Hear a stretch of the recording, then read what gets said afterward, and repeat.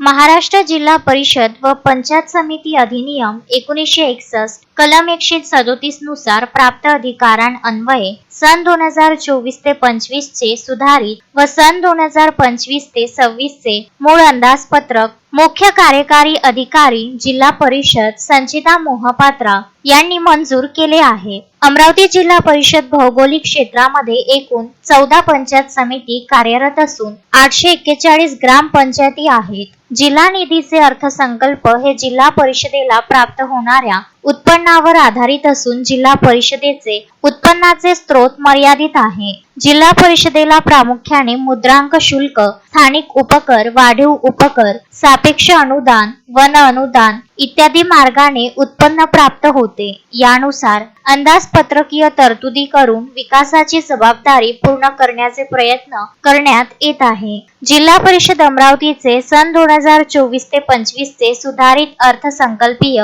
अंदाजपत्रकानुसार एकूण सुधारित तरतूद रुपये 28,68,91,629 व सन 2025 ते 26 अंदाजपत्रकीय तरतूद रुपये 29,72,87,040 आहे। तसेच वरील लेखाशीर्ष निहाय तरतुदीचे विवरण अंदाजपत्रकात दर्शविण्यात आले आहे। जिल्हा परिषद अमरावतीच्या सन 2024-25 चे सुधारित अर्थसंकल्पीय मध्ये आपण अंदाजे 28,91,629 आणि 25-26 च्या अंदाजपत्रकीय तरतूदमध्ये 29,72,87,040 इतकं आपण बजेटला मंजुरी दिलेली आहेत आज।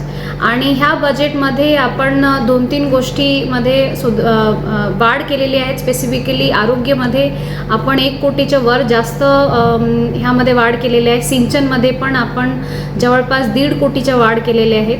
नाविन्यपूर्ण योजनामध्ये स्पेसिफिकली सामान्य प्रशासन विभागामार्फत अर्न व्हॅल्यू लर्न या अनुषंगाने 15 संध्याकाळी त्यांच्या इग्नोच्या ओपन युनिव्हर्सिटीमध्ये कोर्स करणार आहेत आणि 3 वर्षानंतर त्यांना डिग्री पण भेटणार आहेत बॅचलर्सच्या।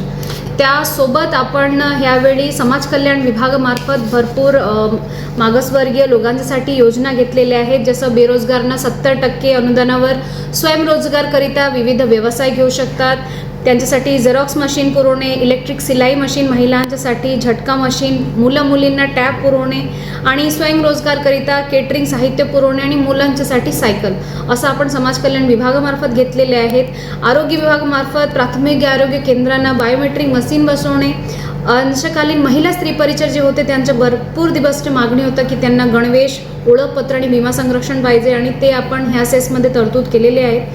सामान्य प्रशासन विभागामार्फत आपण पेन्शनसाठी ह्या वर्षी ॲप घेत आहोत, ज्याद्वारे पेन्शनरचे जे बऱ्यापैकी कंप्लेंट असतात की आमचं पेन्शनची प्रकरण इकडे तिकडे अडकलेले आहेत, त्याचं आपल्याला क्लिअर कट दिसणार की सध्या पेन्शनचं प्रपोजल ऑनलाईन येईल आणि ते कुठल्या स्थितीला सध्या आहेत ते पेन्शनरना कळून जातील।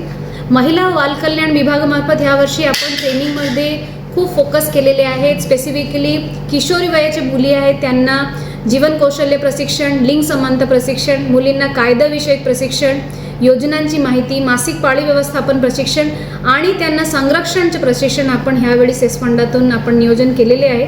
आणि त्यांच्या कौशल्य विकासासाठी फक्त ब्युटी पार्लर आणि MSCIT वरती अवलंबून न राहता संगणक दुरुस्ती, मोबाईल दुरुस्ती, केटरिंग, ज्वेलरी मेकिंग, MS ऑफिसचे प्रशिक्षण ह्या सगळ्या बाबीवरती आपण प्रशिक्षण देणार आहोत। अशोकभाई जोशी, विदर्भ न्यूज, अमरावती।